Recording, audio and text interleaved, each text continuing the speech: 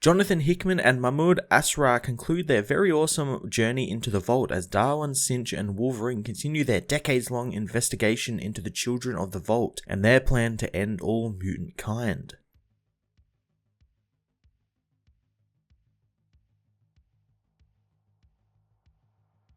Jonathan Hickman again delivers a wonderful story that explores more of the vault and what exactly it does in great detail, while also telling us a rather heartbreaking love story between Cinch and Laura, and how over the decades trapped in the vast vault, fighting for their lives, they bonded like no one else in the world ever has, only to have it snatched away from them when they are resurrected, as Laura cannot remember. It was a wonderful way to take the story, and something I didn't really expect, but should have, given how Hickman has a great knack for delivering these huge expansive stories with big concepts like the vault and all the stuff he's doing in the X-Men books, but also he never forgets the little moments in character development, like through Cinch and Laura having a relationship. Mahmoud Asrar's artwork continued to be a lot of fun, utilizing Darwin's ability to adapt into anything to a really fun degree, as well as creating some very cool new designs for the children of the vault, allowing him to go ham on all of the weird and wonderful things they can do. And it all came together in some fantastic and quite violent action, which I was very pleased with. X-Men issue 19 was another fantastic issue from Hickman and his people, delivering a great conclusion to the Children of the Vault story for now at least, as well as a heartbreaking and compelling romance story between Laura and Cinch, something I was not expecting from this quite action-heavy storyline, but it was most welcome. I'm going to give this issue a 10 out of 10.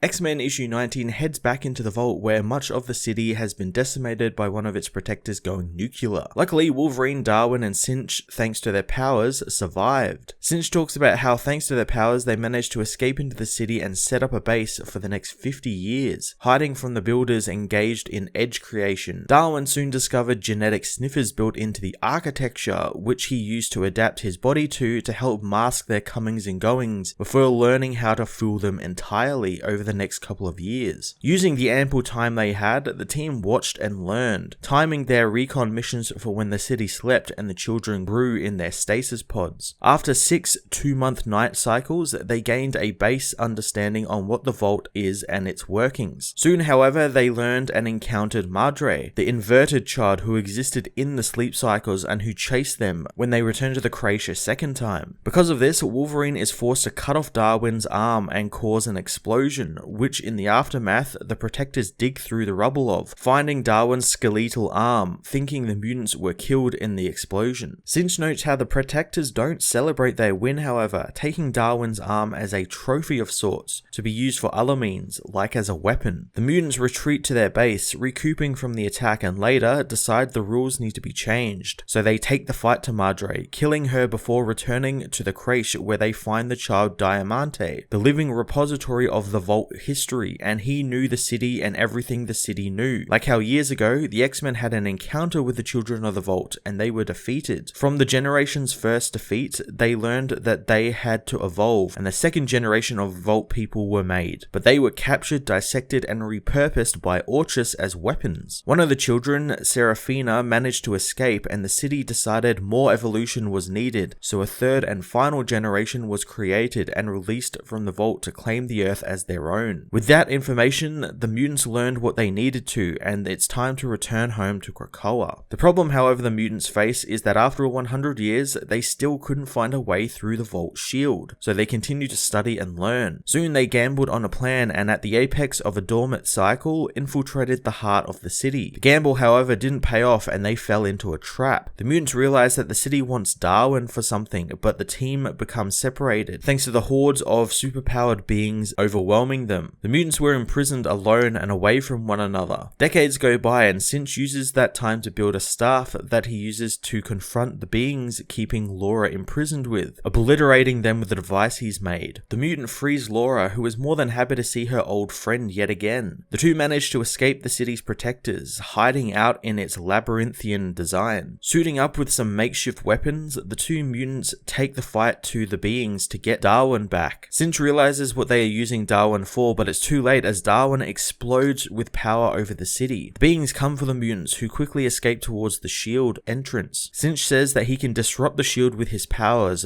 but going through is going to hurt, but they need to since the professor has to know what they found. They head for the shield and run through it, which burns off their clothes and hair, stopping them from moving forward thanks to how much it hurts. Soon the children of the vault catch up to them, and Laura says that Sinch needs to go since he doesn't have his powers. He says that she doesn't either, but she knows that she can slow them down. She tells Everett that he once saved her, so now it's time for her to do the same to him. Sinch races off as Wolverine battles the beings. Everett makes it out of the vault, but is instantly killed by the protectors, who catch up to him after dealing with Laura, telling him they want him to hear when they say they will wipe their kind off the planet and they are the future. Sinch is killed, and back on Krakoa, he is reborn, given his mind back by Xavier, who he tells everything about the vault to and what the people inside are becoming and want. Everett knows that what they really learned was that a friend, confidant, partner, and lover were human words to describe human relationships measured in human years. He knows they are useless words to what he feels, and love is not dying for someone, it's living for them. Laura is brought back to life soon after, as Everett knows that he spent a lifetime with her and he knows her better than anyone on the planet, and he has to wonder, how does he explain such a thing or start that conversation now that Laura doesn't have a memory of any of that? Laura pops one of her claws, seeing that Sinch is looking at her and asking what the man is looking at, as Sinch smiles, knowing that this will probably work out.